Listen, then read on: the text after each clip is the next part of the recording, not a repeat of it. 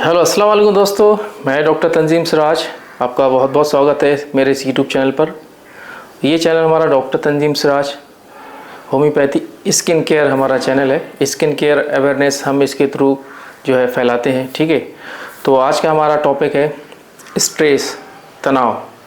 Stress का हमारी skin पर, हमारी त्वचा पर क्या असर पड़ता है, ठीक है।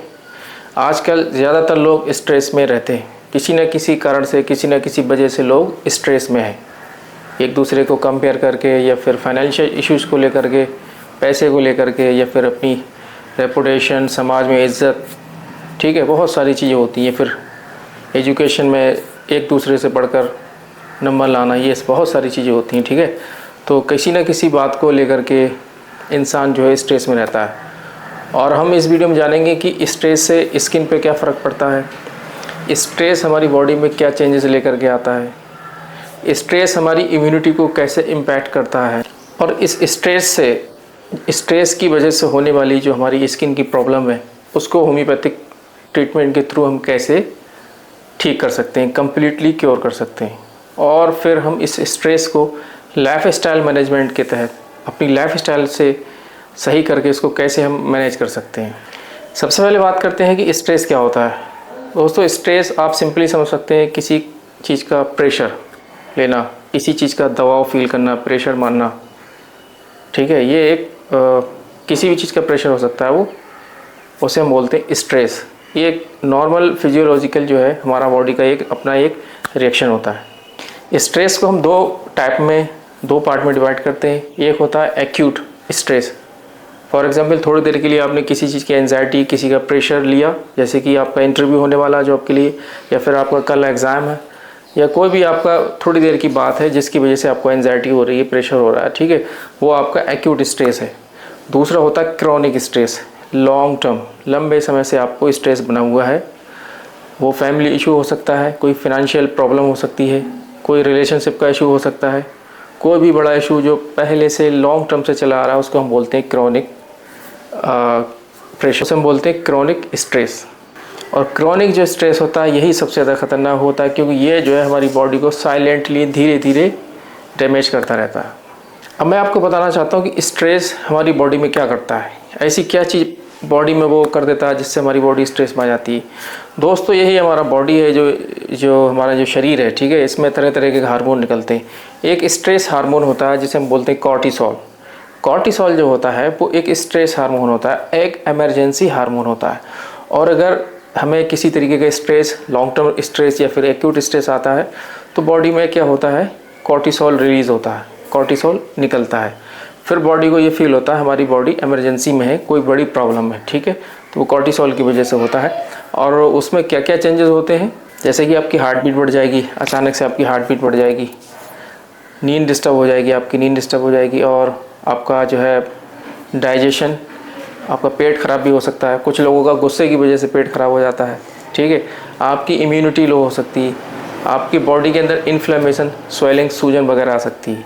अगर आप सिंपल भाषा में समझें, कॉर्टिसोल एक इमरजेंसी हार्मोन होता है, बॉडी को इमरजेंसी कंडीशन में खड़ा कर देता है। अगर शॉर्ट टर्म के लिए अगर आपको ये हो रहा है, प्रॉब्लम हो रही है, तो ठीक है, बॉडी जो है मेंटेन हो जाएगी। लेकिन अगर सोचिए लॉन्ग टर्म के लिए, लॉन्ग टर्म अगर कॉर्टिसोल बॉडी के अंदर रहता है और कॉर्टिसोल बॉडी के अंदर रिलीज़ रहता है तो हमारा क्या हाल होगा, हमारी कैसी कंडीशन होगी। क्योंकि कॉर्टिसोल जब होगा, बॉडी भयंकर प्रेशर में होगी, इमरजेंसी की कंडीशन में होगी, तो हार्ट, लीवर, किडनी और ये स्किन, सारे बॉडी पर इसका इफेक्ट पड़ेगा। लेकिन आज की इस वीडियो हम बात कर रहे हैं स्किन पर स्ट्रेस का क्या प्रभाव पड़ता है, ठीक है। तो बहुत बड़ा प्रभाव पड़ता है और बहुत बड़ा नुकसान है, इसलिए फालतू के स्ट्रेस ना लें, और जो पीछे हो गया है उसको निकल जाने दें, मूव ऑन करना चाहिए, आगे बढ़ना चाहिए। जितना कोशिश हो सके पुरानी जो स्ट्रेसफुल कंडीशन है उसको आपको अवॉइड करना चाहिए, ठीक है। अब मैं आपको बताना चाहता हूँ कि स्किन यानी कि हमारी चर्म, हमारी त्वचा का हमारे इस माइंड से क्या कनेक्शन होता है, हमारे माइंड से क्या कनेक्शन होता है। अक्सर लोग समझते हैं स्किन पर कोई एलर्जी आ गई, कोई इन्फेक्शन लग गया, स्किन की बीमारी हो गई। लेकिन आप गहराई से सोचिए, एम्ब्रियोलॉजी जो होती है, एम्ब्रियो डेवलपमेंट जो होता है, जब बच्चा जो है माँ के पेट के अंदर होता है, बनता है 9 मंथ के अंदर, तो जो लेयर होती है, एक्टोडर्म, मेसोडर्म, एंडोडर्म, ठीक है, 3 लेयर होती है।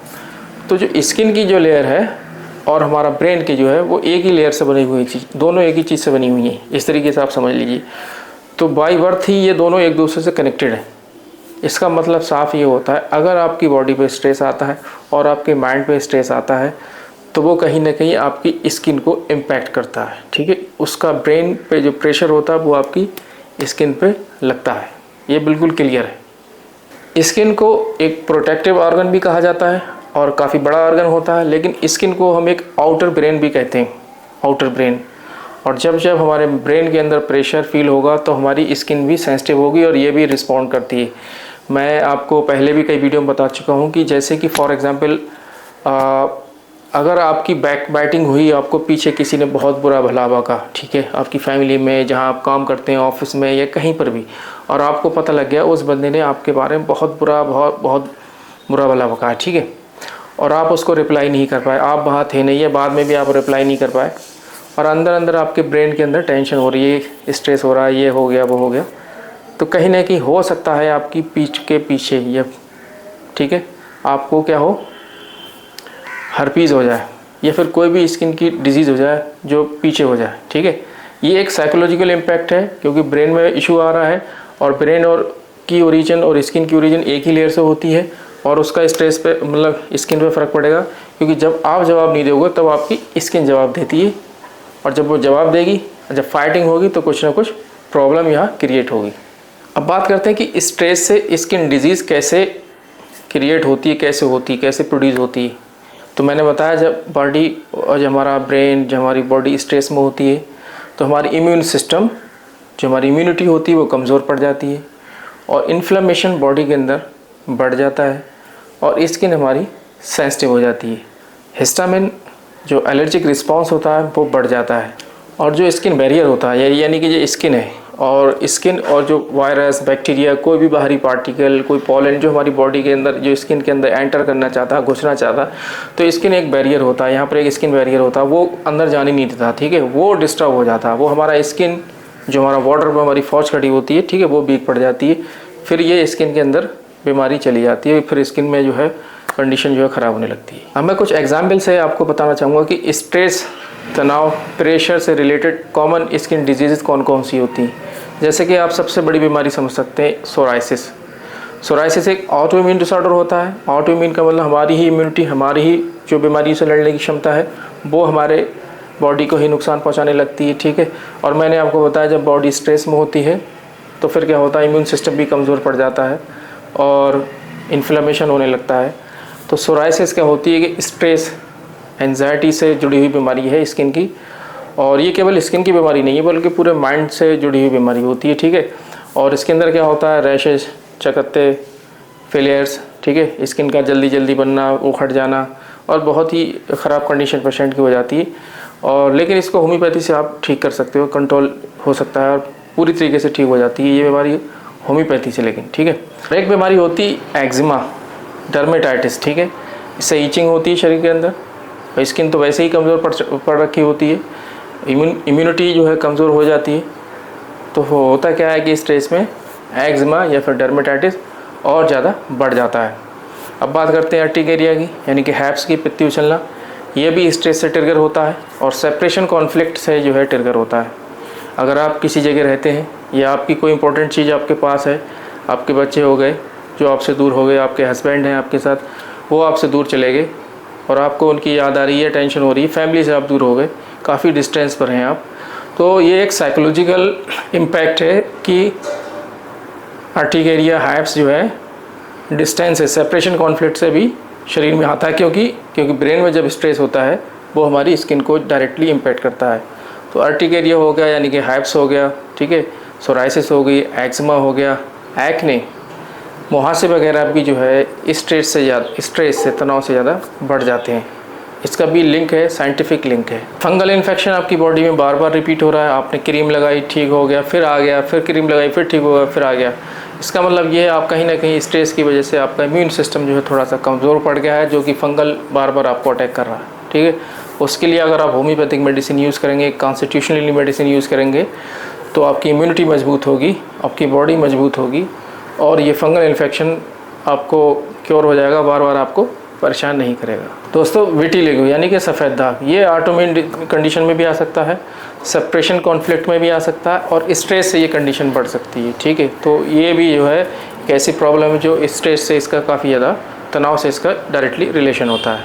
अब बात करते हैं कि स्ट्रेस स्किन साइकिल।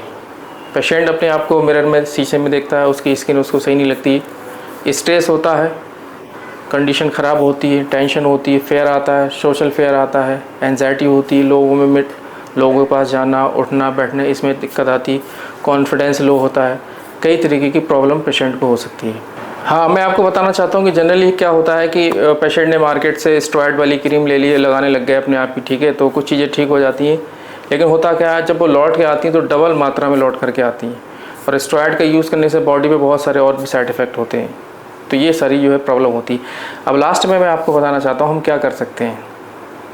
इस वीडियो के माध्यम से मैं आपको बताना चाहता हूँ कि होम्योपैथी इसमें क्या कर सकती है। सीधा सा है, होम्योपैथी आपको बहुत अच्छे से इसमें ट्रीट कर सकती है। ठीक है, आपका इम्यून सिस्टम को सबसे पहले मजबूत करती है, आपको बीमारी से लड़ने की क्षमता बढ़ जाती है, आपकी बॉडी के अंदर ही खुद ही एक डिफेंस मैकेनिज्म तैयार हो जाती है जो कि बाहरी जो भी अटैकर्स हैं, वायरस है, बैक्टीरिया है, कोई भी कॉन्फ्लिक्ट है, कोई ब्रेन में इशू, कोई स्ट्रेस है, सबको कंट्रोल करती है। ठीक है, तो हमारा जो ट्रीटमेंट होता है उसमें हम पूरी केस हिस्ट्री पेशेंट की लेते हैं, उसकी जो भी 10-15 साल 18 साल पुरानी कोई भी बीमारी है और किस वजह से है, उसका कॉज क्या था, किस वजह से है, वो सब जानने के बावजूद अलग अलग मेडिसिन होती हैं। एक इंडिविजुअल का अपना अपना अलग अलग सिस्टम होता है कि किसको कौन सी मेडिसिन देने रहती है। ठीक है, तो इसमें हम ऐसे नहीं बता सकते आपको कि आप सल्फ़र, ग्रेफाइटिस, नाइट्रोम्यूर ये ले लो। ठीक है, हर पेशेंट की अपनी अपनी अलग मेडिसिन होती है, वो आप हमें व्हाट्सएप पे अपनी जो मतलब पिक्चर है वो भेजिए और अपनी जो प्रॉब्लम है उसको हमसे शेयर कीजिए, बात कीजिए, बात करना बिल्कुल फ्री है। ठीक है, आपके केस को देख करके, आपकी प्रॉब्लम को समझ करके हम आपको मेडिसिन आपको क्लिनिक पर आकर भी ले सकते हैं और ऑनलाइन कोरियर्स के माध्यम से भी हम आपको पहुंचा सकते हैं और ये आपकी प्रॉब्लम काफ़ी हद तक ठीक हो सकती है, जड़ से ठीक हो सकती है। ठीक है, तो अब लास्ट में मैं ये कहना चाहता हूँ, अगर किसी को कोई भी प्रॉब्लम है तो कमेंट बॉक्स में लिखें और ये फिर हमें डायरेक्टली मैसेज करें। तो थैंक यू, शुक्रिया फॉर वॉचिंग।